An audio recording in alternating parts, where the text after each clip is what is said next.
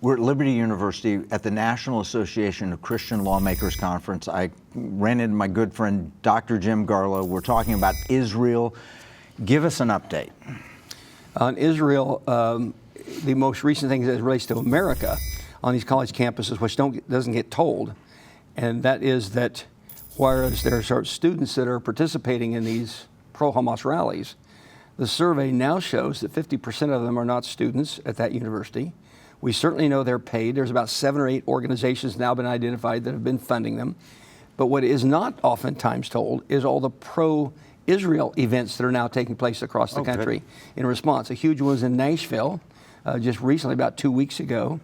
And then on those same campuses, thanks to Janet Folger Porter, planes have been flying over those campuses with strong banners saying Jewish lives matter, or God loves Israel, or Israel forever, or we love Israel. At Harvard, USC, Columbia, University of Texas, University of Michigan during their graduation. Nobody's reporting those kind of things taking place. Those are rising up. Now, it took us a while, admittedly, to do it. It took us a while, but simply 83% of Americans are still standing rock solid with Israel. 83%? Yes.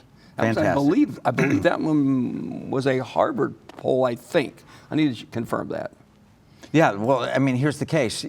You have a terrorist group, known terrorist group, identified by the U.S. government as a terrorist group, invading, killing, massacring people, and somehow they've had some media ability to try and turn that around like Israel's the bad guy.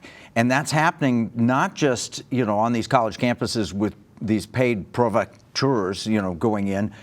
Fortunately, not here at Liberty, ever. Absolutely. But then you have these criminal court activities. Explain those. International Criminal Court is in The Hague. The Hague is the name of a city in the Netherlands. Then there's the International Court of Justice, which has 15 justices in what's called the Peace Palace or the Temple of Peace. That one is under the United Nations. Now, in both of them, they're separate entities. President Trump got us out as a nation out of ICC, the International Criminal Court. The International Criminal Court has now indicted Benjamin Netanyahu, among other people, and to be arrested for war crimes. They're charging him with genocide, if you can imagine this. Now, we just came from the site of the Nova Festival, where 365 young adults were gunned down. We just came from one of the kibbutzim there in the south, where they just went through and just slaughtered everybody. We just came there. We just met with one of the security police officers who was at the Nova Festival, who saved the lives of about 200 people miraculously. And we just came from meeting with a guy with Zaka. Zaka is the organization that goes in and tries to identify body parts. And he described what was done to these people. It's really pretty hard to take.